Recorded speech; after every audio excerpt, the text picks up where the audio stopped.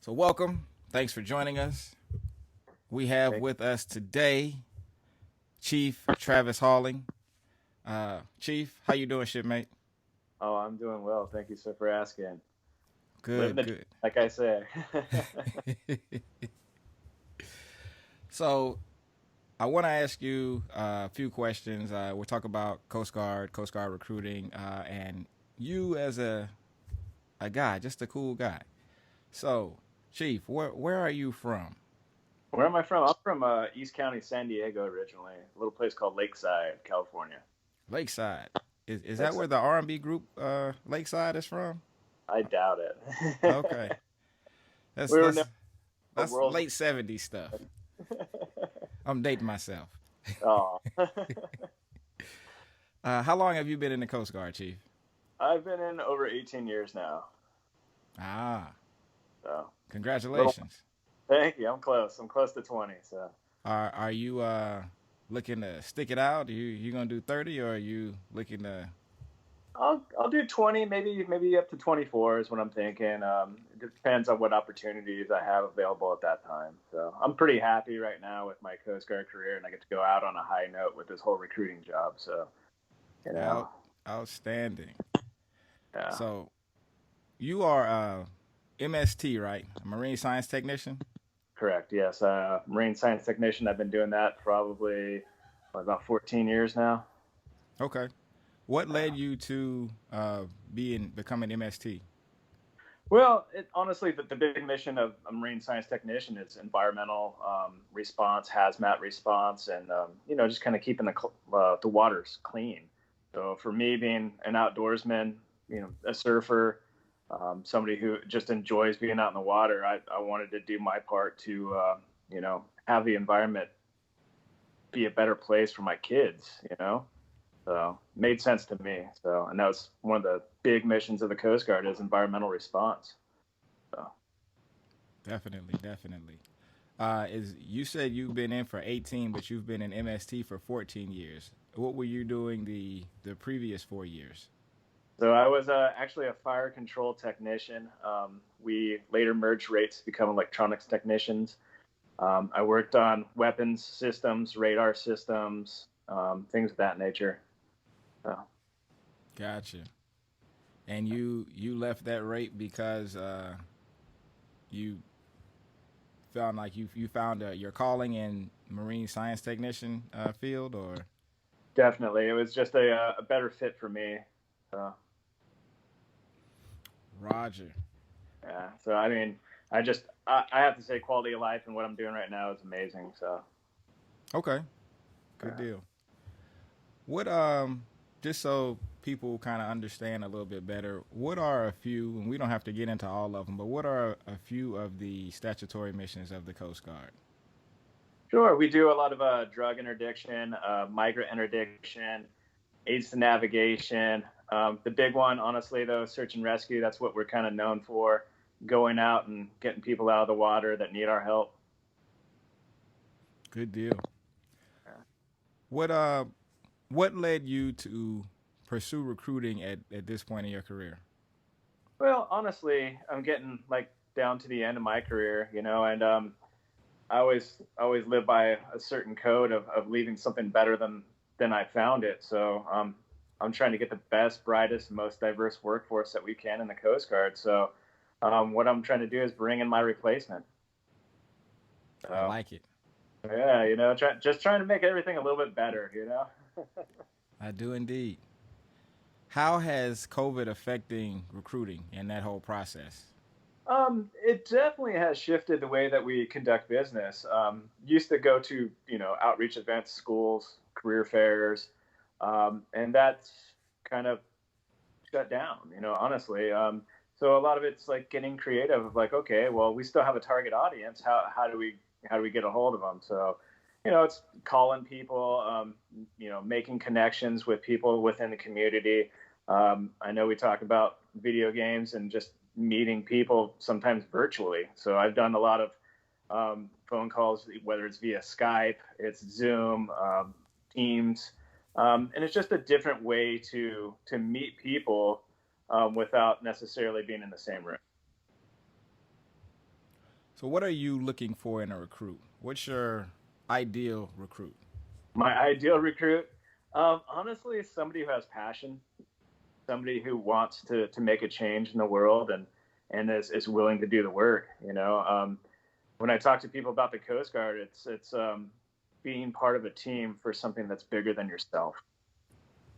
So if you look at our missions, can't do it. One person can't do the whole mission. It takes a team to do that, and you know, you need somebody that you can trust. You need somebody who you can tell, hey, I need you to go do this, and they go do it. Um, and just a good quality human being. So. Are there any particularly hard to fill rates right now? Right now, we're trying to get some operational specialists in, as well as culinary specialists, so our chefs and some of the folks that are working as almost like a 911 dispatcher, who are actually in a command center, who are actually plotting where search and rescue operations are going on, where assets are, and how to get these people out of the water safely. So we're looking at those two rates in particular, of trying to get more people into the Coast Guard doing that. Is there any other info, Coast Guard specific information that you'd like to share? We're just out there trying to get good people. I mean, honestly, we talked about some of the Coast Guard missions, and I just really tell people to go check us out. Go to gocoastguard.com and look at our roles, look at our missions, look at our jobs. There might be something there that you're like, whoa, I didn't even know the Coast Guard did this. It's hard to capture it without getting the visuals. So we have people on there talking about what they do on a day-to-day basis of like, hey, this is what I do in the Coast Guard. And like I said, a lot of people just don't know about our missions and our roles. So, I mean, we conduct 45 SAR cases typically in a day, and we save close to 10 lives each day in the Coast Guard. People don't even know that. So, Well, you just told them. 45 search and rescue missions a day. So that's pretty impressive. And do you know, would you happen to have an idea of how many people approximately are saved in each of those SAR missions? So yeah, that's what they say. It's about 10 in a day. So, depending upon the day and the situation, it's, could be much more than that, and then that's just actually going out and rescuing people. What about the stuff that we do, like on the forefront of just preventing the loss of life? So a lot of the stuff that we do is just to help people come back, making sure they have life jackets, making sure they have radios, because ultimately, these are our brethren out there on the waters. We want to keep everybody safe. Is you shared the website? I'm gonna give you an opportunity to share that once more, and I'd like for your local number here in Charlotte, as well as a general Coast Guard number.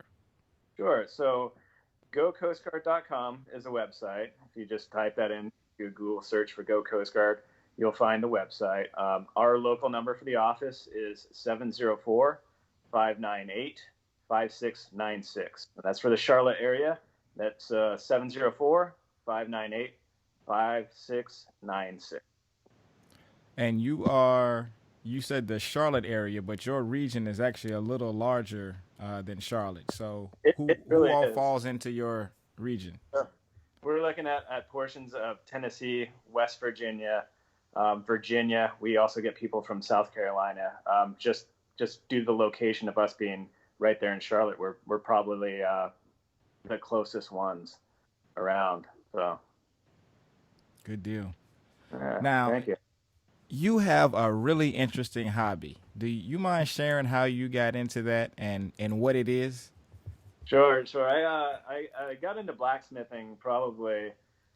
Oh man, it's probably been 8, 10 years ago. And I saw somebody do it on television, making knives, and I was like, oh man, I can do that.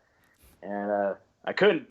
I was like, there's a little bit more to this than I thought, and so it kind of put this little seed in my brain. I was like, well, I can make knives. So I started doing that, and I was like, well, I'm kind of limited on what I can do by cutting a piece of steel away. And started thinking about it, and my dad, growing up, he was a heavy equipment operator and worked on all his own equipment. I would watch him weld and heat stuff up and hammer it and stuff. I was like, I guess I could blacksmith, So ended up getting an anvil, getting a forge. Just started hammering stuff, and my real early stuff was really really bad, but I wanted to get better, so I read everything I could. I watched YouTube videos, did everything I honestly could to get better at it, and through the channels and just spending enough time, I got a lot better at it. So I'm making stuff, math stuff out of weird stuff, kind of like Forged in Fire, stuff like that, and been doing it for a couple years now, and got to make some really cool kind of interesting knives. I even made my wedding rings with my wife, so that was kind of cool. That's very cool, very cool, and they mean that much more because you guys made them. Correct. Yeah. No, it's awesome. So. So you haven't ever dropped the anvil off a cliff on a Wile E. Coyote's head, have you? No way, man. Those things are too expensive now. How long did it take you to feel like you were becoming proficient at it? Oh, it took me probably a couple of years to where I could do it in my sleep, to just be like, okay. And that just comes from anything that you do. Some people have that natural ability to just pick something up and do it. I'm more of a person of repetition, and that's just how I learn. So this is my favorite question. I'm a gamer. We're doing our military play tournament this week. So right. I got to ask you, Chief, what are you playing now? Oh, right now I'm playing Fortnite with my kids. They live out in California. I'm out here in North Carolina. So actually after this, we're going to get on and play a little bit. Very cool. What's your favorite place to land?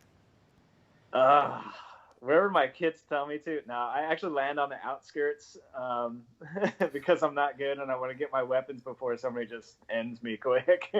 I'm awful at building, if I'm being honest. I'm just like, I'll throw like a wall up and like, you're building. I'm awful at building too. So yeah, I raised my hand. I'm in that club. Oh yeah. Because we talked a bit about like playing some old school like SOCOM stuff and some stuff like that, like where we didn't have that. And you start looking at Minecraft and you look at like first person stuff and like Fortnite hit it on the head. Like let's throw them together. Yeah. Yep. It's a combination of both of them. Right. So for me, it's just like I'm learning how to build a little bit better. But my kids, man, they're like, man, they're building little trap doors and stuff. Like stop building stuff. I can't get out of here. That is great. Yeah. I appreciate it. Next time we're gonna have to play something online while we converse. We should. I mean, as long as we can bleep out the stuff that I'm saying. That's great. No, I love it. I do have a bleep button. I can do that. Good. Just keep that thing pressed down. Stop shooting. I try real hard, and that's what they call me, is a try hard. I'm like, I don't even know what that is. It's somebody who tries real hard. Sometimes somebody who tries too hard. Too hard. Yeah. So, but yeah, my kids taught me that as well. Yeah, right. Yes, on. sir. Awesome. Well, hey, I'll say thank you for letting me come out and talk to you. I appreciate it. So. Yes, sir. No, I definitely am honored you were able to join us. Really appreciate it. Thanks again. Once again, he is Chief Halling. I am Dwayne Meekins. You can reach him at gocoastguard.com. Thanks again, Chief. Have a great day. You as well. Take care. Thank you.